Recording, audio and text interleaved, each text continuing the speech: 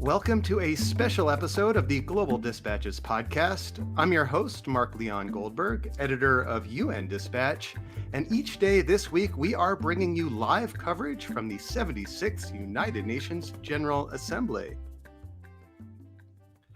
The annual opening of the UN General Assembly is always one of the most important weeks on the diplomatic calendar.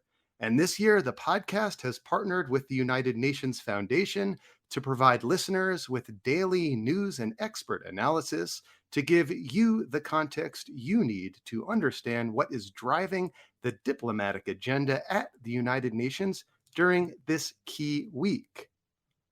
We are recording today's episode live at 4 p.m. Eastern Time, Monday afternoon, September 20th.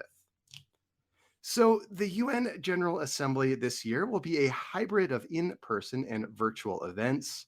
Leaders who are attending in person have begun to arrive in New York, including Boris Johnson, who took some questions from the media following a closed-door meeting with a number of key players in climate diplomacy. That meeting was convened by the Secretary General as part of a big push to accelerate progress on climate action ahead of a major climate summit in Glasgow later this year, known as COP26. And this convening on climate came shortly after K-pop megastars BTS were in the House to participate in a special day-long event at the General Assembly in support of the Sustainable Development Goals. We have two guests for you to discuss the key events on this, the first day of High Level Week. First, we will hear from the Deputy Secretary General of the United Nations, Amina Mohammed. Then I speak with Yamide Dagnet, Director for Climate Negotiations at the World Resources Institute. I caught up with Deputy Secretary General Amina Mohammed a few hours ago in the midst of this day-long event in support of the Sustainable Development Goals. We kick off discussing the purpose behind this SDG meeting before having a broader conversation about her top diplomatic priorities this UNGA. Here is our conversation. Well, thank you so much, Madam Deputy Secretary General, for joining me today. Thank you very much for having me, Mark. So the General Assembly Hall today is the venue for an all-day event on the Sustainable Development Goals, and that kicked off with a high-profile SDG moment and a high-energy performance by the band BTS. What's the goal of yours for an event like this today? What are you seeking to achieve through this event? Well, we started this last year, and it really was about the decade of action to get to the SDGs, to put some real impetus behind it. And that was before COVID came and knocked us on the head, right? So this year, having gone through those challenges, what we're really trying to do is to get solidarity back behind the Leave No One Behind, to get to the SDGs, keeping the promise of the SDGs, and everyone in the room remembering how we had a division of labor for what civil society could do, governments needed to do, leaders would do, everyone, and how they could get involved. So it's to re-energize us for another year of activities around the gaps that we see in trying to achieve the Sustainable Development Goals by 2030, and really is keeping the promise, making sure that we really don't leave anyone behind, and tugging away at who are those no ones so that we're real to it. I mean, what will demonstrate to you that, as you said, solidarity is back? Well, for me right now, the big thing that we're grappling with is the recovery from COVID. The response to COVID hasn't happened. We are still talking about the vaccines, just over 2% in Africa and 60, 70 in the rest of the world. That's just a catastrophe, and there's a lack of human solidarity. So there is that. There is also the climate action that we need to take to get to 1.5 degrees. That's failing. We also have the financing that's needed, not just for the SDGs, but particularly because of the socioeconomic impact that COVID has had. So really, it's the response. Will we get the response we need? More vaccines out to where we need them, more funding to fill the gaps, particularly where countries are struggling with debt and having to make choices between a debt and paying services for health. And climate action, the really big question. As the Secretary General has said, we have a red alert on climate. 1.5 degrees is not looking attainable. We are hurtling towards 2.7 degrees. So perhaps now, what do we do? Because for me, there's not just a red alert on climate, there's a red alert on global leadership. So you mentioned that we are, of course, less than a decade away from the Sustainable Development Goals. And as you said, the COVID pandemic has done considerable damage to those goals. Is there any very specific or concrete calls to action you are making this week in terms of accelerating progress on the Sustainable Development Goals by reversing the pandemic, confronting the pandemic? Do you have any sort of concrete asks of member states or civil society this week? Well, some. I think the first, which seems like a no-brainer, is stick to the framework of the SDGs, because that is the North Star for getting things done and getting a good recovery to get us back on track. That would be the first ask. And then I would say all these issues that we bring up, climate action is about transitions. It's about the energy transition. So how can we ensure that we're investing in off-grid solutions to the millions of the more vulnerable and the poor, in fact, in middle-income countries that are not reachable? How do we connect everyone so that we can address the digital divide, but we can also bring people into an era where, in fact, technology in leaps and bounds is where we're going to be. So, for instance, young people today, not just because of COVID, but they work differently than we do, perhaps in the office that you're seeing me in now. Our digital nomads are the new informal, if you were, of the workplace. So connectivity is important. More recently, and we will have the summit this week, is on food and food systems and how inclusive that is, and a huge job provider and can be part of green transition. So all these transitions that need to happen, including the intergenerational one for youth, I think is big calls that we're having to government and to stakeholders. This is all coming on the back of the Secretary General's call in his common agenda, which really looks to see how multilateralism itself, international cooperation, needs to evolve and respond to the demands of today, where you obviously see there is a huge trust gap that is evolving now between people and institutions, people and their representation, people and their leaders. And this is a global town hall. This is where leadership comes to speak about the issues that matter most to humanity and the planet. So can we get them back on track, speaking about these very real investments, very real issues that they can act on? I like your framing of UNGA as a global town hall. I'd not heard that before, but it makes sense. And, this global town hall is taking place amid a time of just many global crises, from Afghanistan, Ethiopia, Haiti, climate, COVID, growing inequality. There's just a lot on the agenda. Could you cite 3 priorities for you this week as you approach your diplomatic encounters with other heads of state, other diplomats? I think the strong message, again, that this global town hall of ours is for a village. So it will be about solidarity around the world coming together to accelerate the push that we need to achieve the SDGs, so that we as people individually and collectively have a stake in this. And leaders need to know that this is just beyond their domain. They have to convene and they have to facilitate and invest in that future. So powerful messages to our leaders as they speak here, that there is where that rhetoric has to land. And so that's one message. The second message is taking up specific pieces of the SDGs, as you will see in the SDG Action Zone that we have around food systems. The Food Systems Summit is really a huge opportunity to bring in government and civil society, indigenous people, youth, to a climate action agenda. So climate action, to be more tangible to the investments that can be made there. And then, as I said before, what does a transition mean? I think we have to put a little bit more behind that in terms of what this does as it goes from 40,000 feet down to the ground into women's lives. Look, I think that we are having to say so many things need to happen now. You're hearing in Afghanistan the pushback that there would be on education, on women's rights. We need to say women are up front and center. That's a message. We have some great women leaders that are here at the General Assembly in person. And so it'll be, also speaking to them and consolidating the efforts that they're making to get behind women. We will speak, thirdly, and I think lastly, to peace.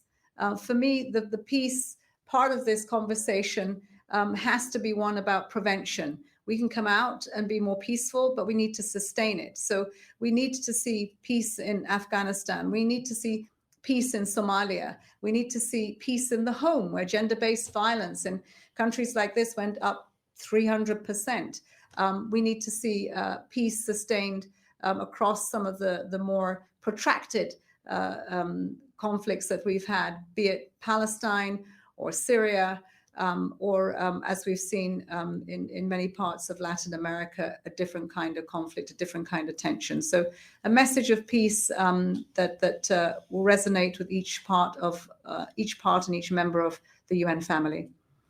So I know we must let you go in a moment. I did want to ask one final question. You mentioned the Food Systems Summit, which is happening this coming Thursday. Are there any other events or moments or diplomatic encounters that you are particularly looking forward to, that you would want to highlight or cite to our audience as being particularly noteworthy, important, or consequential to a successful UNGA? Well, the first one you saw today, young people came in to disrupt us, to keep the promise in the SDG moment. But I think it's really important to watch out for what leaders will say as we open the General Assembly. That is why we come here. You heard me talk about our global town hall, but that is for the global village. This should not be, it's individual and collective. So individual member states that belong to that, our humanity, the global village. So I expect the GA to be a place where we really look to the most powerful of nations to see what they're going to be saying about genuine and credible investments in the recovery from the pandemic. And then third, we will have a number of events. I can't say any is more important than the others, like asking me to choose one of the SDGs, but certainly Food Systems Summit, the high-level dialogue on energy, which ought to give access to billions of people. And to speak, as we did today, at the round table on climate, where leaders came in a closed-door meeting with the SG to really be very frank about what these gaps are and how we need to address them getting to COP26 in December. Well, Madam Deputy Secretary General, thank you so much for your time and for kicking off our week of special coverage of the UN General Assembly. Thank you. Thank you very much. Great to be with you. Thank you again to Deputy Secretary General Amina Mohammed for speaking with me. Now I am glad to introduce into our conversation Yamide Dagnet, Director for Climate Negotiations at the World Resources Institute. Welcome, Yamide. Thank you. Thank you very much for having me here. So, Yamide, earlier today, the Secretary General held a closed-door meeting with many of the key players in international climate diplomacy. After emerging from that meeting, Antonio Guterres had some remarks for the press. Let's listen. I convened this meeting with Prime Minister Johnson for a very simple reason. It is a wake-up call to instill a sense of urgency on the dire state of the climate process ahead of COP26. On Friday, the United Nations Framework Convention on Climate Change issued a report on the national determined contributions, the commitments, of all parties to the Paris Agreement. Based on the present commitments of member states, the world is on a catastrophic pathway to 2.7 degrees of heating, instead of the 1.5 we all agree should be the limit. And science tells us indeed that anything above 1.5 degrees would be a disaster. Yamide, clearly action on climate is a top priority for the Secretary General for the reasons he articulated. Can you help situate a meeting like this in the broader context of the current state of play of climate diplomacy? Why would the Secretary General convene a meeting like this today? Well, this is a meeting of, bringing all head of states, at highest level. And earlier in August, we heard the report. We all heard about the report from all scientists, the greatest scientists around the world, the IPCC, telling us, that, while we still have a small window, to reach, to fulfill the promise of the Paris Agreement and keep the world safe with a 1.5 degree C temperature increase, global temperature increase. This window is really decreasing, is disappearing. And last week we had two reports, uh, uh, amplifying that alarm. The fact that when you look at all the climate plans submitted by countries so far, we are on a course to 2.7 degree, as you heard, the UN Secretary General. And, in addition, there's a lack of solidarity. You also heard earlier, the Deputy Secretary General noting how important this is if we really want to get where we need to be. What developed countries, had promised, in 2009, has not been, fulfilled. They promised to mobilize 100 billion per year, and that has not been reached. We are still 20 billion short, every year so far. So, we are not where we need to be. And I think the Secretary General wanted to really bring leaders, at least representative from different regions, different types of countries, to look themselves into the eyes, to have a frank, close but frank conversation, to see, hey, we're in war mode. How do we get into sprint mode? To get to where we need to be and to provide the right signals by COP26. And it was also with an attempt to build trust among countries, to do that in a space where they could speak a little bit more freely and not in public.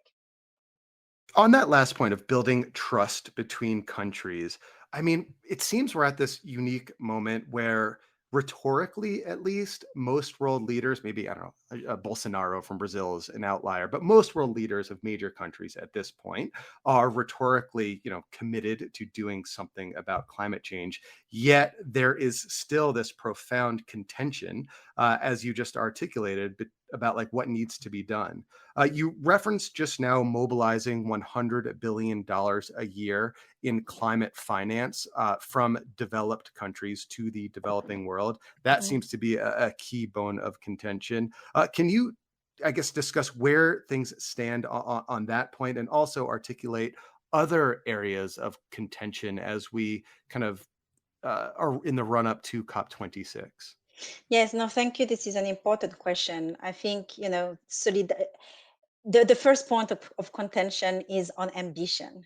And we need to see major emitters. First, the developed countries were supposed to lead, as per the Paris Agreement, but also previous protocols and the convention. But also major economies, the G20s, those 20 countries that represent about 80% of global emissions. They need to act. And there's been also a report released last week, showing that if they submit plans that aligns with a 1.5 degree C temperature goal, with net zero, reaching net zero by 2050, and aligning that with 2030 targets as per the IPCC, we can reach about 1.7 just with those 20 countries. And which means that it can still keep the 1.5 degrees C within reach, but we are not where we need we are far from this.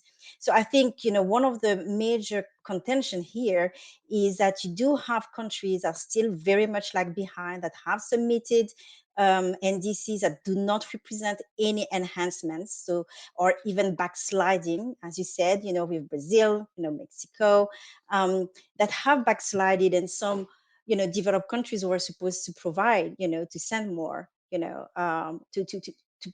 demonstrate more ambitious targets, to come up with more ambitious targets. So that's one. This is ambition.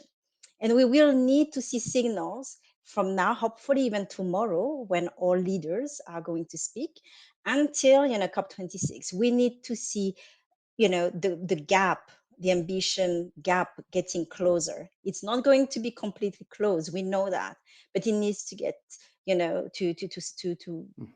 get reduced.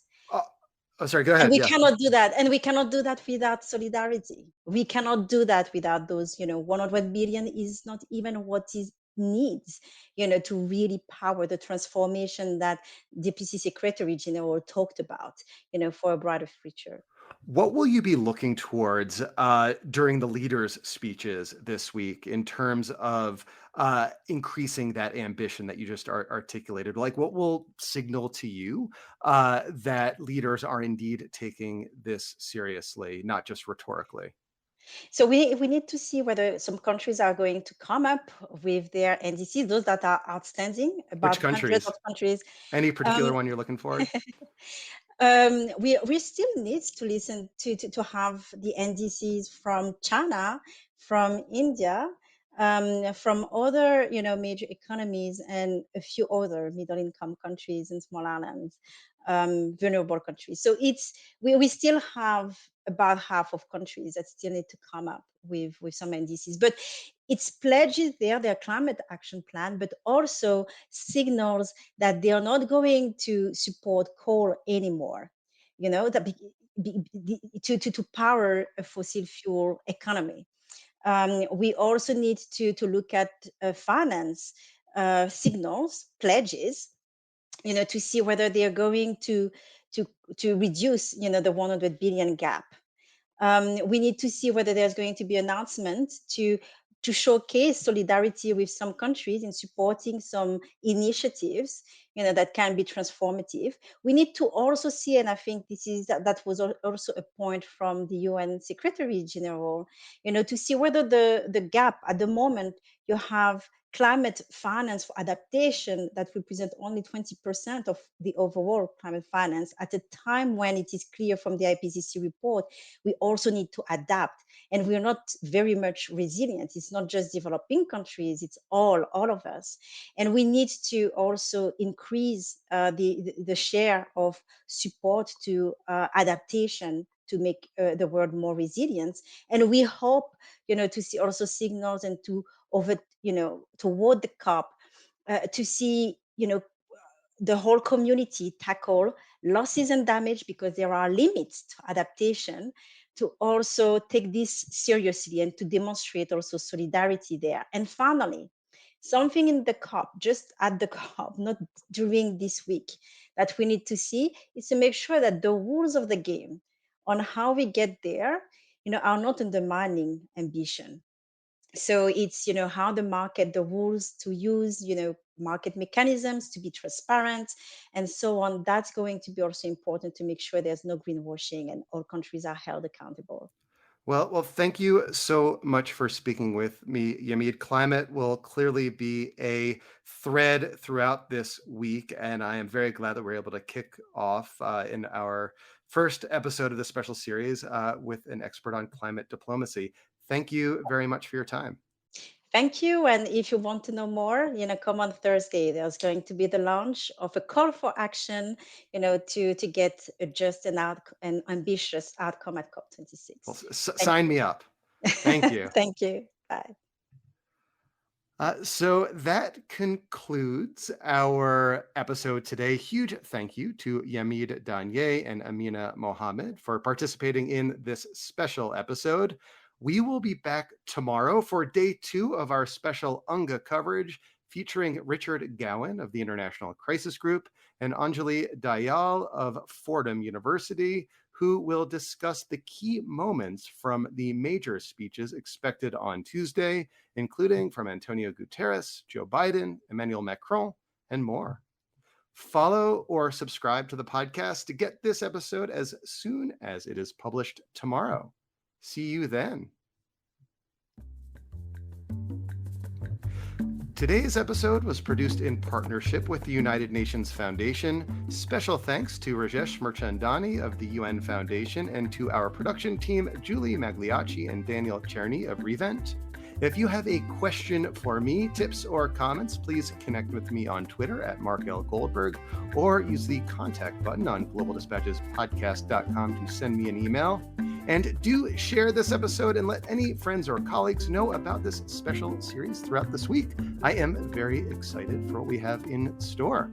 All right, see you tomorrow. Bye.